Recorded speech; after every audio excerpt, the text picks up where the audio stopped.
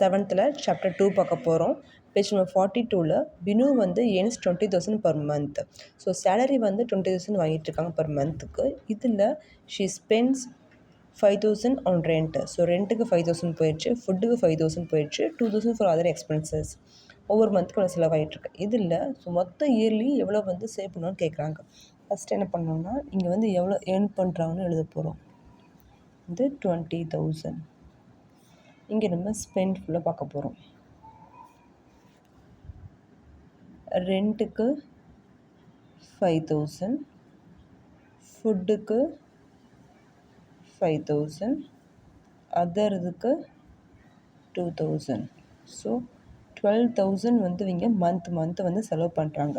அப்போ ஏர்ன் பண்ணுற 20,000 வந்து 12,000 போயிடுச்சுன்னா 8. ஸோ 8,000 மட்டும் தான் இங்கே வந்து பர் மந்த்துக்கு வந்து சேவ் பண்ணுறாங்க. அப்போ பர் இயருக்கு கேட்குறாங்க. பர் இயர் கேட்கும்போது 12ஆல் மல்டிப்ளை பண்ண போகிறோம். ஸோ 12 மந்த்துனால. ஸோ 8,000 96,000 வந்து ஆன்சர் வரும்.